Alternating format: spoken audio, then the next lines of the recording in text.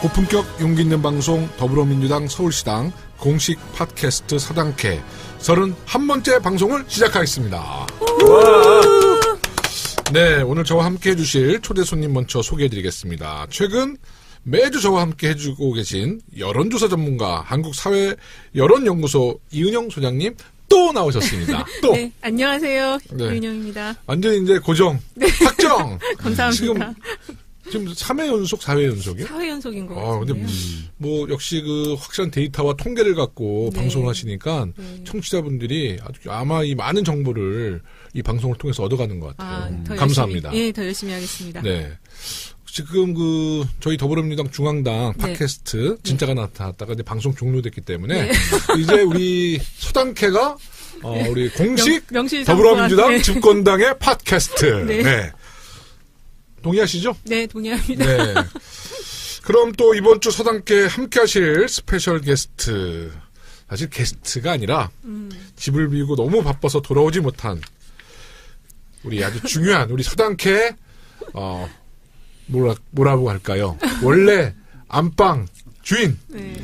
박주민 의원님 오셨습니다. 예, 안녕하십니까. 오랜만에 인사드립니다. 박주민입니다. 네, 박주민 의원님 바리바리 박바리? 박주바리. 박주바리. 네. 그 별명 누가 지어줬죠? 무한도전에 출연했을 때 양세형 님이 양세형님이 양세형님이 지어줬어요. 네. 박주민 의원님은 이렇게 다니시면 다 화제가 돼요. 네, 그렇습니다. 네, 얼마 전에 국회에서 쪽잠 자고 있다가 사진이 보도돼서 화제가 됐는데요. 네. 왜 그 집에서 안 주무시고 매일 무슨 장례식장, 국회. 왜 그러냐면요. 네. 그때 이제 사회적 참사법, 그러니까 제2기 세월호 특조위를 만들 수 있는 사회적 참사법 통과되는 날 새벽에였어요. 근데 네. 그 전날 한 이틀 정도를 거의 이제 협상과 또 세월호 가족분들 논의를 국회 밖에 가족분들하고 계셨고. 네.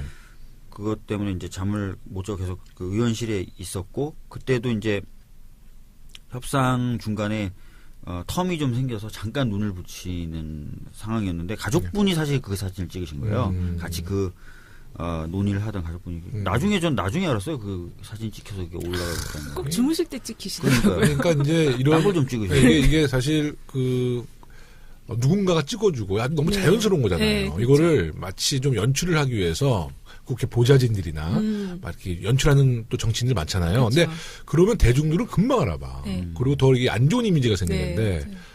이게 이미 SNS에서 공개되고 나서 그걸 나중에 보고 그냥 화들짝 놀랐다는 거 아니에요? 저는 제가 거지갑이라고 불리는 것도 나중에 알았어요. 자꾸 제가 무슨 법을 발의하면 거지갑이 발의했다 그래서 내가 발의했는데 왜 거지갑이 발의했지? 너무 부럽다. 이렇게 캐릭터가 이제 확실하게 만들어지신 거죠. 네. 그 축하드려요. 네. 감사합니다. 그리고 MBC가 파업돼서 종료됐던 방송들이 이제 다시 방송되는데 MBC의 간판 프로그램 무한도전 다시 또 출연하시나요?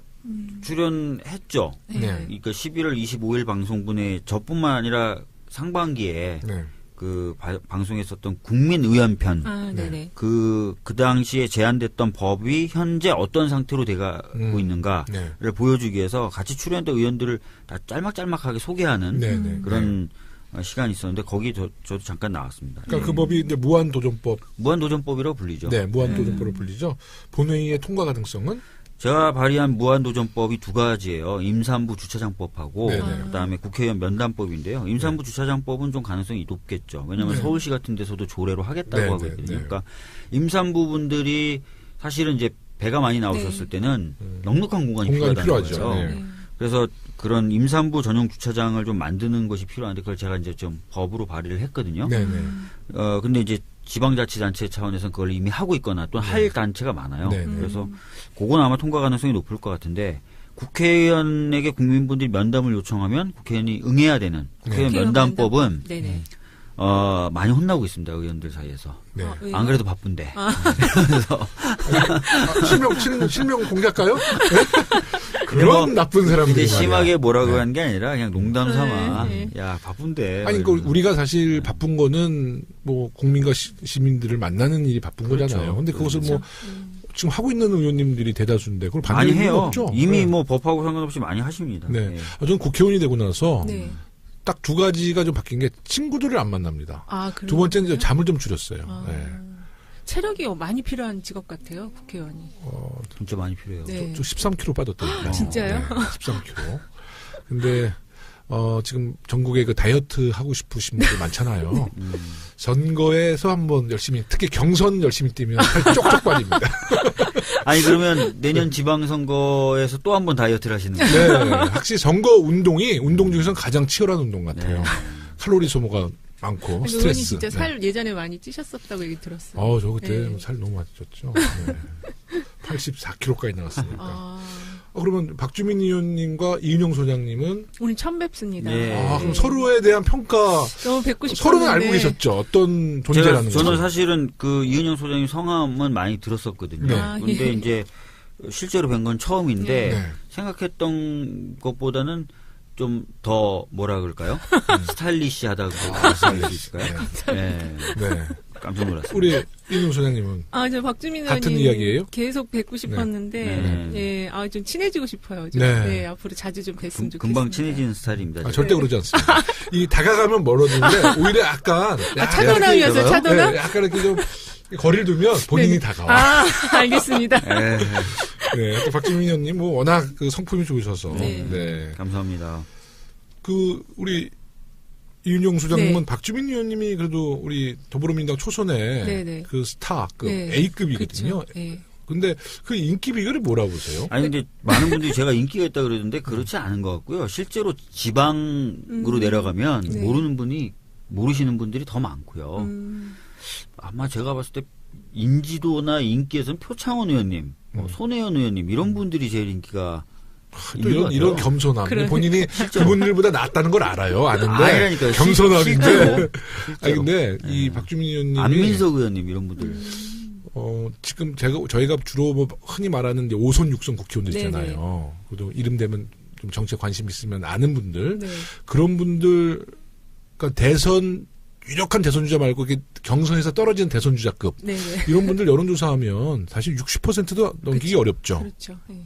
그러니까 주로 이제 그 인지도 조사에서 정치인들이 한 몇 퍼센트 정도 나오면 아주 40% 넘어도 엄청난 거죠. 훌륭한 거예요. 네. 네네. 40%면 10명 중에 4명이 명. 하는 건데. 예, 예. 박주민 의원님 아마 40% 이상 나올 거예요. 50%는 넘을 것 같아요. 그러면 뭐 네.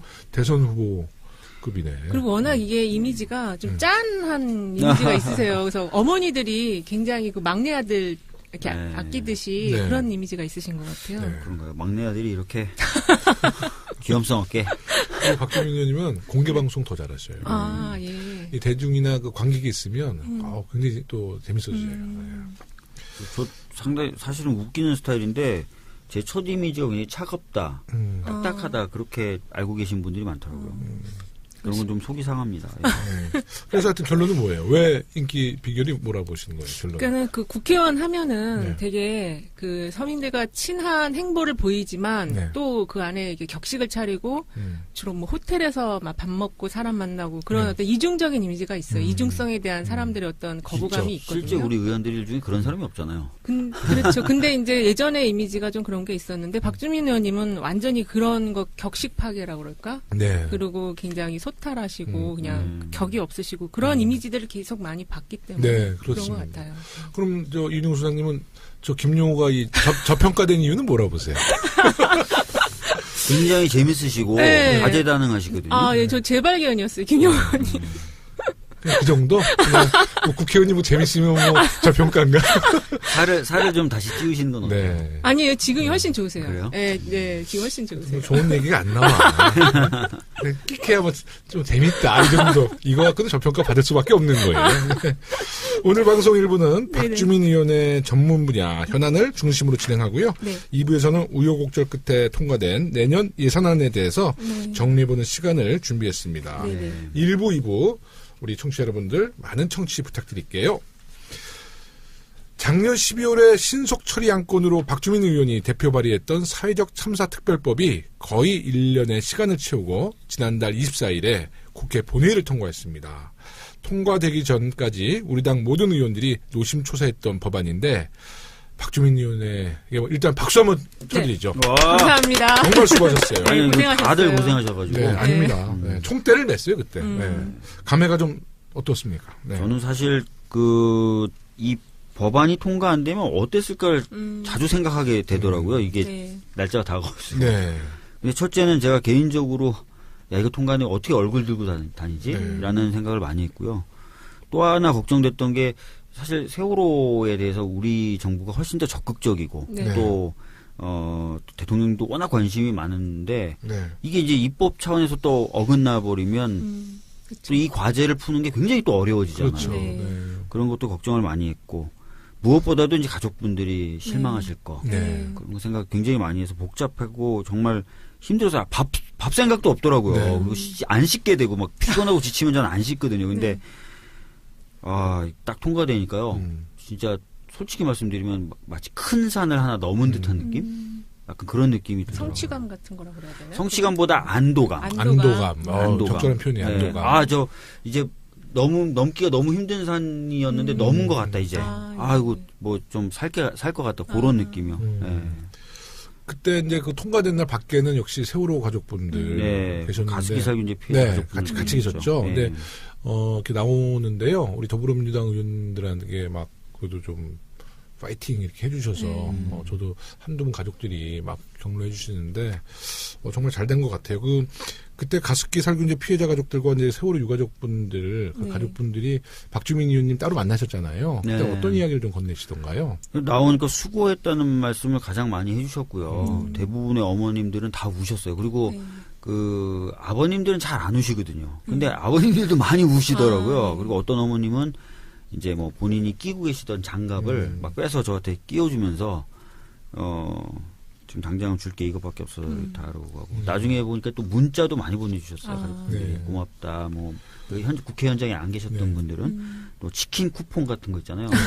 그 카카오로 그게 예. 보내지더라고요. 네네. 그래서 그런 것도 막 보내주시고 그 사회적 참사 특별법 표결 전에 직전에 반대 토론자로 자유한국당의 정유섭 의원이 나오셨잖아요. 정말 제정신이었어요. 네? 왜냐하면 그 방청석에는 그 가족분들이 지켜보는데, 야, 뭐 세월호 사고 원인 아직도 모르냐, 뭐 자기한테 물어봐라, 뭐 자기가 가르쳐주겠다. 정말 이거는 정신 세계가 좀 궁금했어요, 사실. 네, 그때 뭐 장난 아니었죠. 네. 그때 이제 다 같이 들으셨잖아요. 네.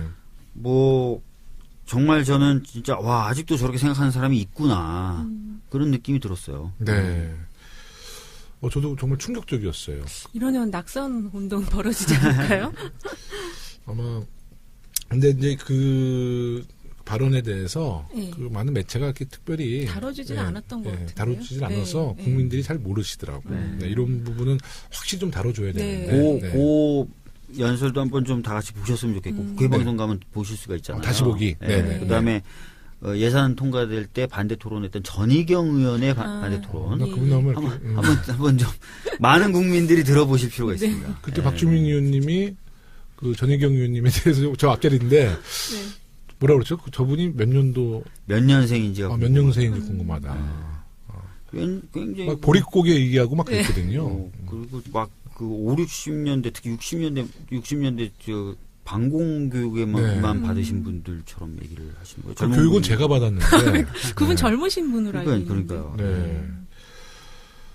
그 사회적 참사 특별법 이번에도 이제 많은 발의될 때까지 많은 과정이 있었는데요. 가장 어려웠던 문제가 어떤 문제였어요, 이번에는요? 우선은 아시겠지만 이제 일기 특조위가 정부에 의해서 작년 여름에 강제 종료당하잖아요. 네. 그래서 그걸 막으려고 사실은 그 일기 특조위와 관련된 법의 개정안을 발의를 했었어요. 네. 더불어민주당, 우리 당뿐만 아니라 국민의당 뭐 다 참여해서 한 168명이 찬성한 법안입니다. 네. 근데 논의조차 안 됐어요. 국회 선진화법 때문에. 네. 그러니까 이거를 어떻게든 그 자유한국당의 반대와 또는 저지를 뚫고 본회의에 상정시키는 게 숙제가 된 거죠. 네, 일기 네, 특조위를 네. 만들려면.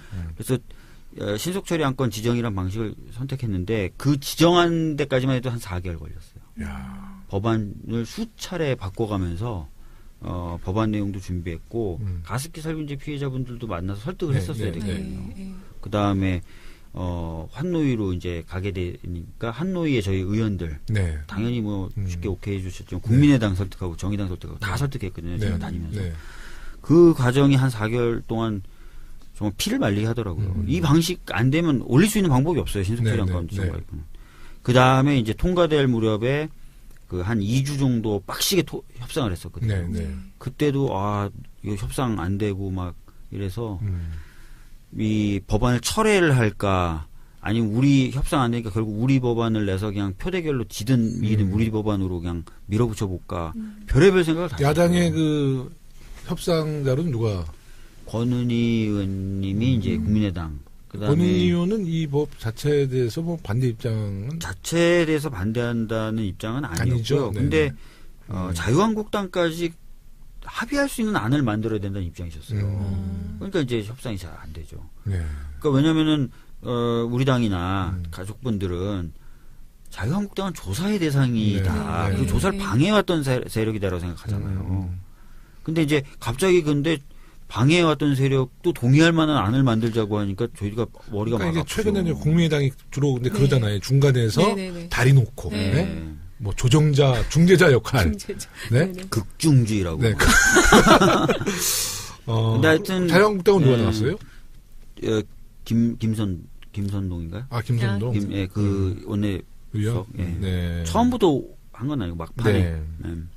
그 우리 청취자분들이 혹시 이제 구체적인 내용을 잘 모르실 수 있으니까 그 주요 핵심 내용 좀 간단히 정리해 주시죠. 예. 네. 일단은 뭐 아시겠지만 가습기 살균제 사건하고 세월호 참사에 대한 진상 규명 작업을 할 수 있고요. 그다음에 관련된 안전 대책을 세워서 권고할 수 있습니다. 네. 정부에. 그다음에 피해자에 대한 지원이 제대로 되는지 점검할 수 있습니다.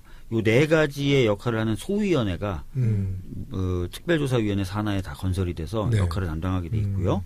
기간은 2년입니다. 2년. 2년 동안 조사하게 돼 있고, 근데 2년이라서 짧을 거 아니야라고 생각하시는 분들도 계신데 그 2년의 기산점을 위원회가 마음대로 정할 수 있어요. 그러니까 미리 준비할 거 다 하고 네네. 이제부터 시작해라고 하면 그때부터 시작되거든요. 괜찮네요. 예. 네.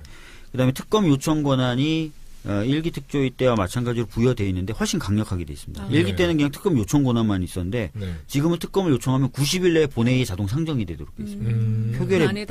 표결이 무조건 되도록. 네네네. 그리고 1기 특조위 때는 2번만 특검을 요청할 수 있었는데 지금 무제한입니다. 그러니까 훨씬 강력해졌죠. 등등등 해서 기간 강화됐고 독립성 강화됐고 조사 권한 강화됐고 특검 요청 권한 강화됐고 그래서 가족분들도 뭐 크게 만족했던 그런 안입니다. 협상 과정에서 조금 완화됐던 부분이 바로 기간 같은 건데 기간을 원래 원하는 3년이었는데요. 2년으로 좀 줄였어요. 아까 말씀드린 대로 대신에 기산점 자체를 위원회가 결정할 수 있기 때문에 뭐 충분하다라고 판단했던 거죠. 네. 그런 좋은 법을 누가 만들었다? 네, 제가 발의했습니다. 네, 박주민 의원님. 참 잘하셨고요. 네.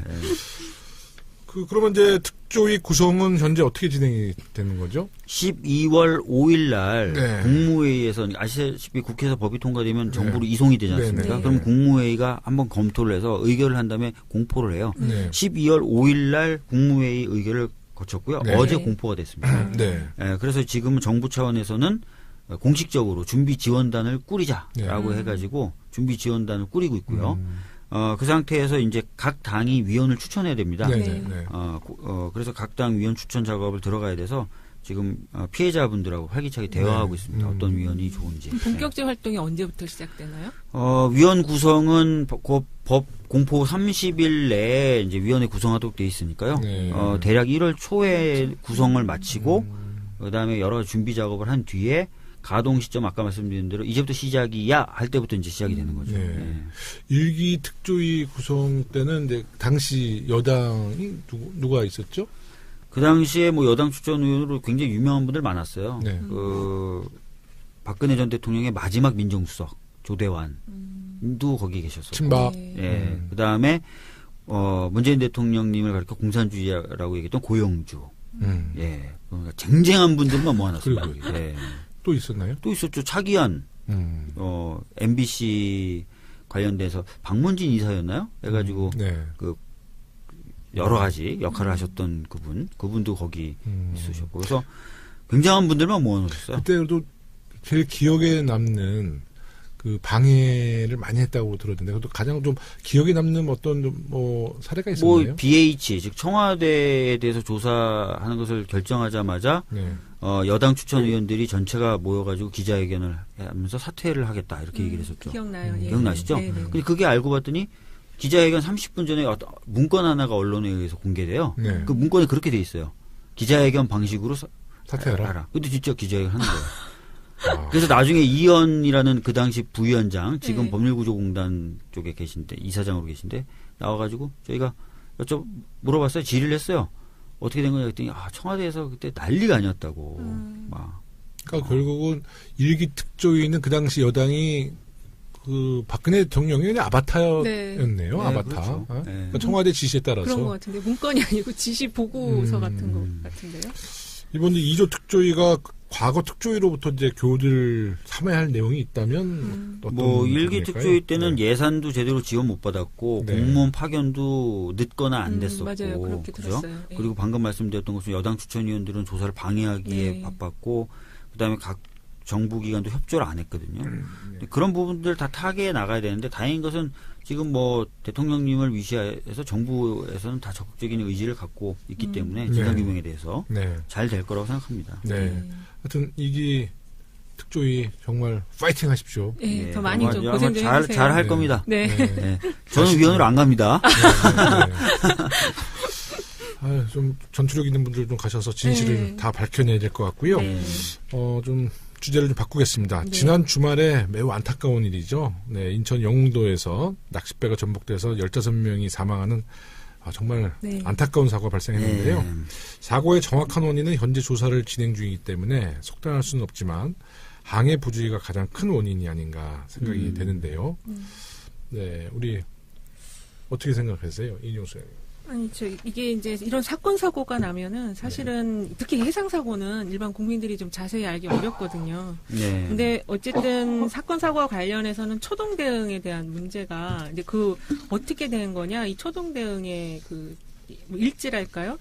그게 제일 중요한 것 같고, 특히 해상 사고는 훈련, 재난을 이렇게 대처하는 굉장히 많은 훈련이 필요하다고 들었어요. 네.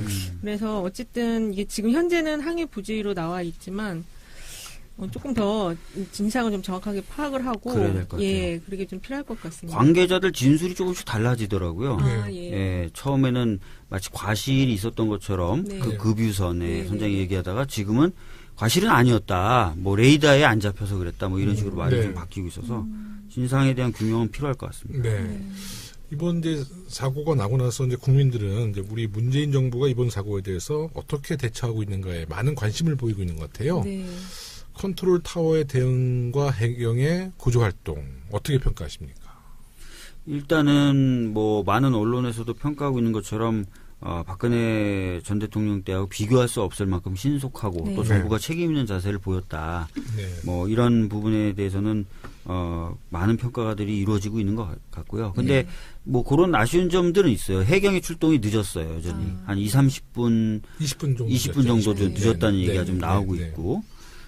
근데 이제 또 알아봤더니 그게 이제 해경 고속정이 선착장이 없는 없더라고요. 그거 하나 만드는데 이제 20억인데 그런 부분에 대해서 이제 사실은 꼼꼼하게 좀 더 저희들도 신경을 써야 되죠. 네. 예. 20억. 결국 재원의 싸움인가요? 이런 재난. 재원의 싸움이죠. 네. 근데 사람들이 보통은 매번 이런 사고가 발생하지 않으니까 네네. 급하지 않다고 생각하는 후순위로 경향이 있어요. 밀어넣는 거죠. 예산 순위를 네, 후순위로 예산 밀어넣는 거죠. 네. 근데 한 번 사고가 발생하면 돌이킬 수 없는 결과가 그렇죠. 났기 때문에 그리고 이런 거의 부분에 대한 반복되는 예상- 사고 같이 맞습니다. 보여지거든요. 예. 그 정부하고 제가 지금 얘기하고 있는 법안이 하나 있어요. 네. 뭐냐면 이제 그 평상시에도 재난에 관련된 시스템을 점검하는 독립된 위원회를 하나 좀 만들자는 얘기가 좀 나오고 있어요. 필요할 것 같아요. 예. 네. 그래서 미국 같은 데서는 평상시에 점검을 하고 네. 급작스럽게 모의 테스트도 해요. 아. 서면으로 하는. 평상시 점검. 예, 그러면 하고 그다음에 그 기구가 사고가 나면 또 특정 사고에 대해서는 특정 재난에 대해서는 또 사후 모니터링 정도. 그래서 항상 이 시스템을 점검하는 거죠. 오늘 이제 국회에서 네. 재난안전대책특위 아, 네. 열리는데 그 위원이시잖아요, 의원님. 여당 간사입니다. 간사. 초선이 간사하기가 굉장히 어려워요. 그러니까 실력도 있으신 우리 김영호 아니라 의원님. 제가 더불어민주당 중앙당 네네. 제 대책특위위원장이에요. 네. 그러다 보니까 이제 간사가 됐고 네네. 자유한국당은 이제 주로 이제 포항, 뭐 경주 네네. 지역의 의원들이 참여하더라고요. 아, 예. 거기 이제 지진 때문에 아, 아마 그렇군요. 예산을 노리고 참여하지 않는가. 네. 포항 예산도 진짜 피해가 크던데요. 그럼요. 경주의 5배 이상 네, 되는 네. 피해는. 규모는 조금 작았는데도 실제로 피해는 더 컸다 그러죠. 네. 그래서 근데 이번에 그 해양경찰청 상황 그 녹음 자료 그걸 확보를 못했다 그러죠? 혹시 모르겠어요. 저도 오늘 보도는 근데 뭐 몇 가지 그 대화록 네. 녹음 파일은 공개한 녹음 파일이 거로. 있었대요? 예. 아니 그 지난 정부 때 그 세월호 사건 이후에 네. 그 해양경찰청의 녹음 기록 같은 아, 것을 그건 네, 없앴죠. 다 없애버렸대. 왜냐하면은 그 출동하는 선박하고의 그 교신 무선 때는- 교신은 네네. 기록을 안 하는 걸로 방침을 바꿨죠. 그러니까요. 그게 말이 안 되는 그거 다시 좀 상황인데. 복구해야 되지 않아요? 네. 그 김영호 의원님 네. 기억나시죠? 네. 그 백남기 어르신 때. 네네, 나죠. 예전에 용산 네. 때 출동했던 경찰들이 서로 나눈 무선 기록은 다 저장이 됐었어요. 아, 네. 그런데 나중에 그게 국회에 제출되고 그게 공개돼서 그걸로 공격을 받으니까 용산 이후에 네. 아, 녹음하는 규정을 없애버린 거예요. 아, 네. 근데 똑같이 없앴어요. 세월호 때 문제가 되니까 이번에 또 없애버린 네. 거예요. 그래서 그건 다시 좀 복구해야 될 것 예, 같아요. 복구해야 될 것 같아요. 네. 그게 없으면 이거 어떻게 되는지 알 수가 없잖아요. 네. 그게 이제 그런 녹음 자료가 결국은 그 이후에 네. 그 사고에 대한 원인 규명할 때. 문제점과 네. 원인 규명이 네. 아주 가장 중요한 결정적인 자료죠. 거죠. 네. 그거 한번 복구를 해야겠다는 생각이 들고요. 이번 사고를 사전에 예방할 수 있는 시스템을 좀 우리가 앞으로 마련해야 되는데 네. 이 사고라는 게 언제 어디서 생길지 알 수 모르잖아요. 네. 그래도 좀 정부에서 또 어떤 준비를 좀 해야지 이런 사고를 좀 미리 예방할 수 있을까요? 그러니까 제가 볼 때는 이번에 그 이국종 교수 이제 그게 이슈가 되면서 네. 응급 의료 체계에 대한 걸 좀 알게 됐거든요. 네네. 굉장히 열악하다는 걸 알게 됐는데 사실은 국민들이 이런 내용에 대해서 좀 알기가 힘들어요. 왜냐하면 내가 겪은 문제가 아니면 알 수가 없으니까. 근데 지금 이제 말씀하신 것처럼 선진국에서는 이런 거를 어떻게 대응하고 있는지를 좀 그것부터 먼저 우리가 좀 알 필요는 있을 것 같다고 생각이 들어요. 네. 그 지난번에 세바씨인가요? 거기 네. 이국종 교수가 나와서 강의를 하는데 네네. 그분이 세바시에서 그분이 세월호 때 출동을 하셨더라고요. 헬기에 네네네, 타고. 맞아요. 네. 그런데 그러면 자기가 헬기에서 찍은 영상을 같이 이제 보여주는데 네. 대부분 구조 헬기가 바닥에 앉아 있는 거예요. 네. 왜 앉아 있냐면 급유를 못해서. 맞아. 주유하기가 주유하는 게 안 돼서. 그러니까 뭔가 재난이 있는데 헬기가 그래서 출동을 했는데 주유를 할 수가 없는 거예요. 그 정도로 시스템이 형편없었다는 거죠. 근데 이런 것들을 이제 하나하나씩 갖춰 나가야죠. 이번에도 그 유가족분들이 구조활동에 대해서 문제점을 제기하고 있어요. 네. 사고 수습에 대한 여러 가지 목소리가 나오고 있는데 네.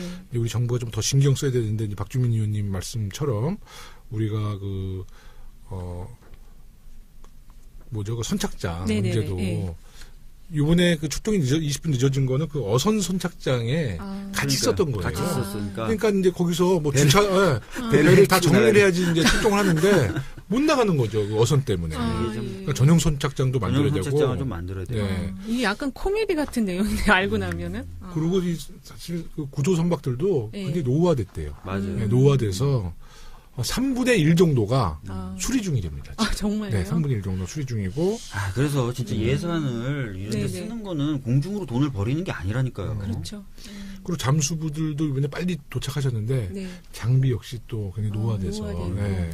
잠수부의 장비도 정말 빨리 우리가 좀 근데 이번에 이제 나중에 얘기 나오겠지만 이번에 저희가 통과시켰던 네네. 이 예산안에는 해경 인원이 한 600명 가량 증가되는 예산이 네. 포함되어 있습니다. 네. 네. 이런 사고 보면 우리나라가 삼면이 바다인지 그게 좀 네.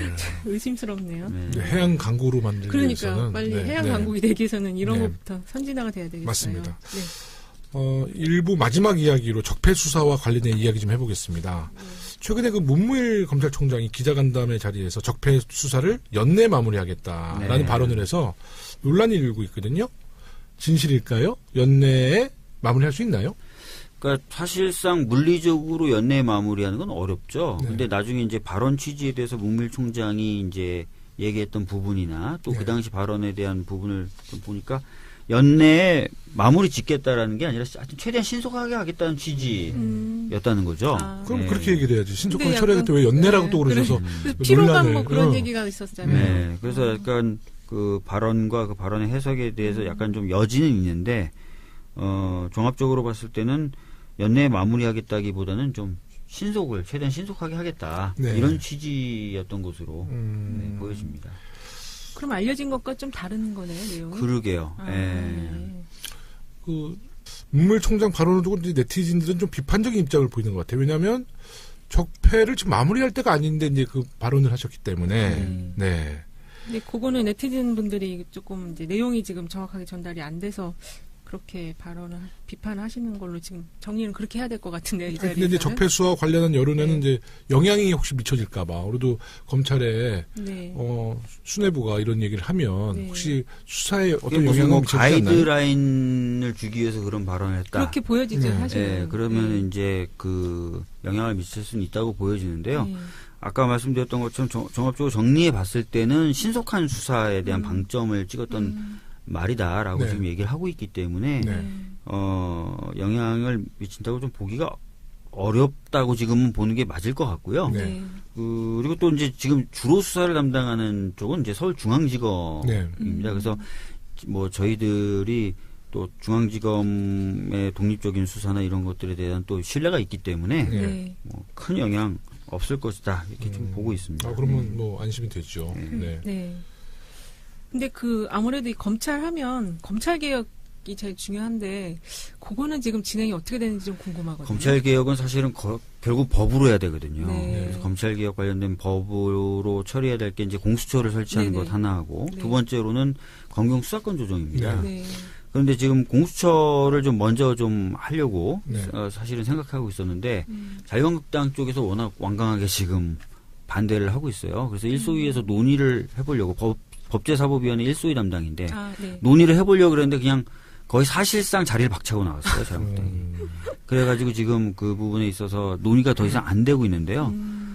그래서 이제 법사위 차원보다는 좀 원내 대표들 간의 어떤 네네. 협상과 대화로 좀 풀어야 되지 않겠느냐 그렇게 좀 보고 있습니다. 예. 지금 자유한국당은 검경 수사권 조정으로 이야기를 하고 있는 거죠. 공수처를 하지 말고 검경 수사권 조정을 하자. 그런 그러니까 얘기도 예전에 그렇게 반대하다가 갑자기 이제 공수처에 이제 물타기 하는 것 같아요. 자기네들도 이제 개혁을 안 한다고 하기는 어려워요. 네. 또 근데 그러면서도 한편으로는 이런 얘기도 합니다.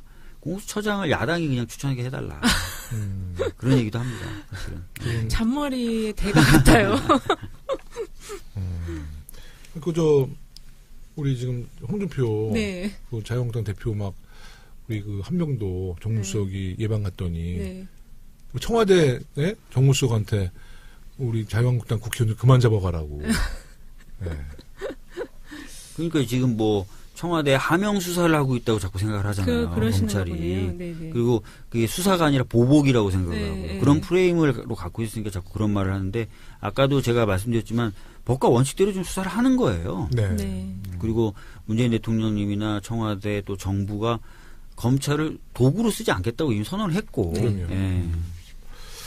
재판 이야기 하나만 하고 일부 마무리하겠습니다. 네. 어제 최순실의 조카인 장시호 씨의 1심 선고심이 열렸는데 검찰이 장시호 씨가 수사에 적극적으로 협조했다는 점을 감안해서 이제 1년 6개월을 구형했는데 재판부는 구형량보다 훨씬 높은 2년 6개월의 실형을 선고해서 구속됐어요.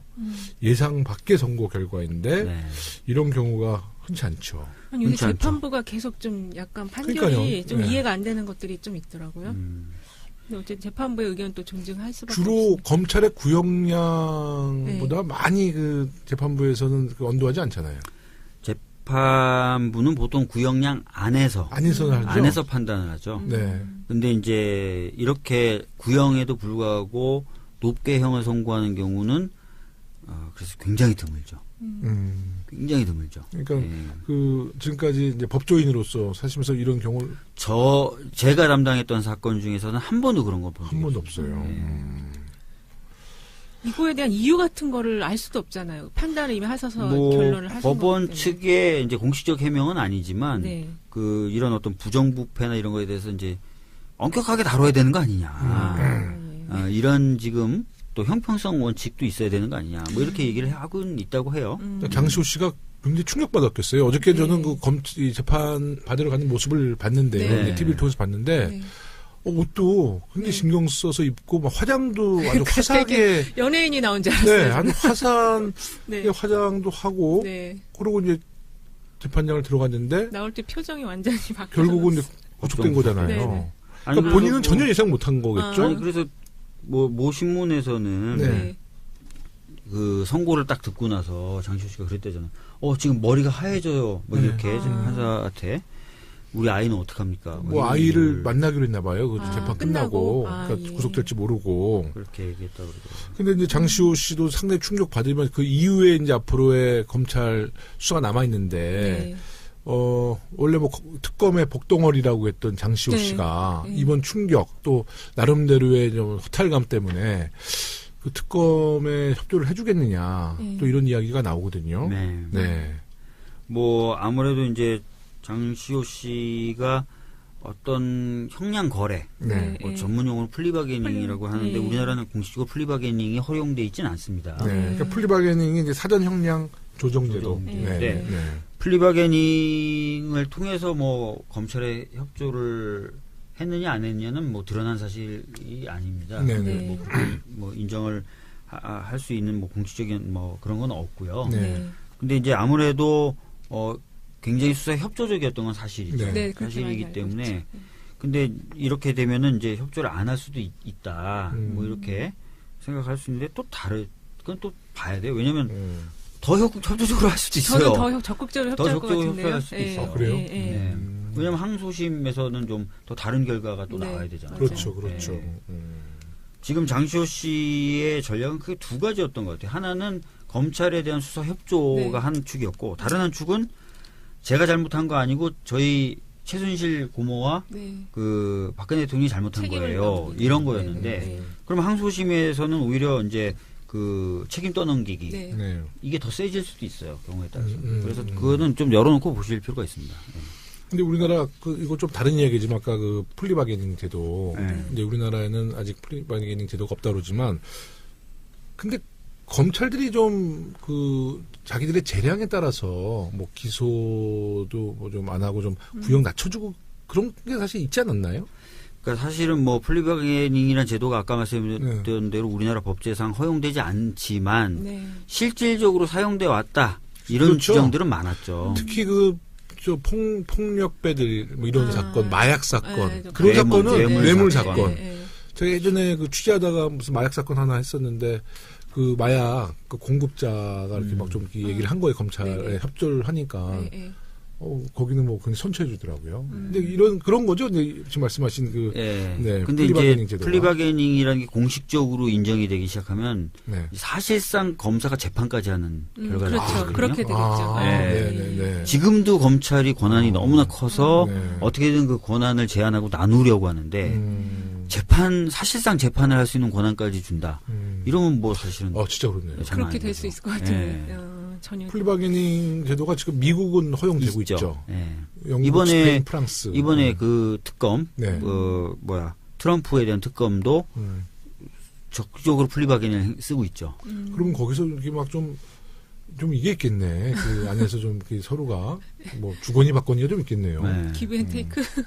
그러니까 뭐 멀린인가 플린인가 네. 뭐 제가 이름을 잘 기억 못하는데 뭐 원래대로라면 6년형을 선고받을 수 있는 사람인데 네. 플리바게닝 적용해 줄 테니까 얘기해라 그래서 자백을 받아낸다든지 그런 식으로 하고 있다는 그럼 거예요. 박주민 의원님은 플리바게닝을 도입하는 것에 대해서는 플리바게닝을 도입하려면 네. 검찰의 권한이 지금처럼 세서는 안 되죠. 그렇죠. 왜냐하면 미국 검찰은 수사를 안 해요. 네. 공소 유지와 그렇죠. 기소를 담당할 뿐입니다. 근데 우리나라는 수사도 하고 기소도 하고 공소 유지도 하고 그렇죠. 그다음에 형이 확정되면 형을 집행하는 권한에다가 플리바게닝 권한까지 있다. 그럼 엄청난 권한을 다 갖게 그렇죠. 되는 거죠. 아주 네. 좋으신 말씀이에요. 네, 이건 잘 일반인 또 잘 모르는 모르는데, 네. 그러니까 빨리 우리 이인용 소장님은 한번 돌려보세요. 전화 좀 돌려보세요. 네? 네, 알겠습니다. 그래서 플리바게닝 도입에 대한 국민들의 소장님 여론. 직접 전화를 다 돌리셨나요? 네, 핸드폰으로 한다는 얘기가 있어. 핸드폰 그럼 그 전화비가 장난 아니에요. 네, 600통을 핸드폰으로 네. 네, 직접. 일단 지인들께 먼저 좀 돌려볼게요. 근데 아주 정말 좋은 지적이시네요. 네, 진짜 그러네요. 제가 이 방송 들어오기 전까지는 이걸 도입해야 된다고 아이고 뭐 어떻게 잘만 적용하면 네, 좀 네. 수사에도 도움이 되고 괜찮겠다 생각했는데 이 결국은 이 검찰의 권력 독점 뭐 그런 거네요.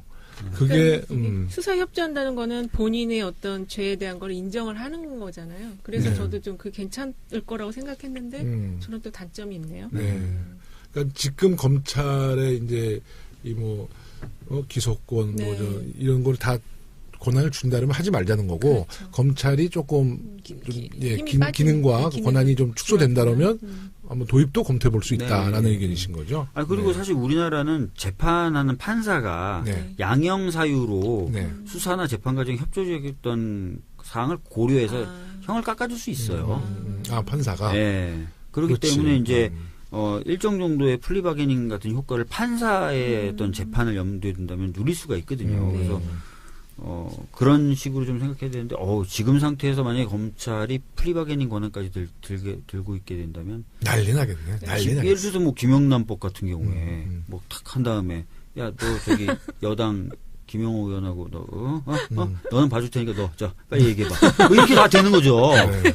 그러면 막 왜 진짜 하필이면 아니냐고. 그러니까. 누군가를 타겟으로 잡고 막 털어서 플리바게닝 적용하고 이런 남용의 우려가 있어요.